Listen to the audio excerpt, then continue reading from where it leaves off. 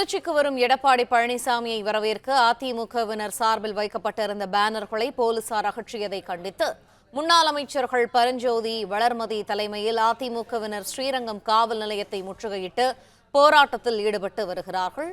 இது தொடர்பான மேலும் தகவல்களை எமது செய்தியாளர் கலைவேந்தன் வழங்க கேட்போம். கலைவேந்தன், தற்போது அங்கு இருக்கக்கூடிய சூழல் என்ன? விரிவான தகவல்களை பகிர்ந்துக்கங்க. வணக்கம். தமிழக முன்னாள் முதல்வரும் அதிமுக பொதுச் செயலாளருமான எடப்பாடி பழனிசாமி வரும் 23, 24 மற்றும் 25 ஆகிய 3 தேதிகளில் திருச்சி மாவட்டத்திற்கு திருச்சி மாவட்டத்தில் சுற்றுப்பயணம் மேற்கொள்கிறார். அவரின் வருகையை முன்னிட்டு திருச்சி, ஸ்ரீரங்கம், அண்ணா சிலை மற்றும் மாநகரத்தின் பல்வேறு பகுதிகளில் அதிமுக சார்பில் வரவேற்பு பதாகைகள் வைக்கப்பட்டிருந்தது. ஆனால் போலீசார் நீதிமன்ற உத்தரவை காரணம் காட்டி காற்றடி காலம் பிளக்ஸ் பதாகைகள் சாய்ந்தால் விபத்துக்கள் ஏற்படும் என காரணம் கூறி அனைத்து பிளக்ஸ் பேனர்களையும் நேற்றிரவே அகற்றிவிட்டனர்.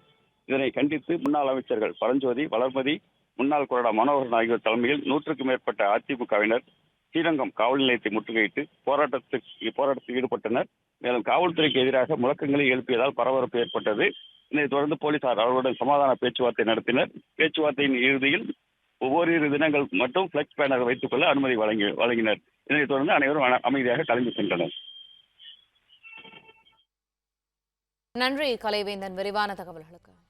பிளே ஸ்டோர் மற்றும் ஆப் ஸ்டோரில் இருந்து பாலிமர் செயலியை QR கோடு மூலம் பதிவிறக்கம் செய்யுங்கள். செய்திகளை உடனுக்குடன் பெறுங்கள்.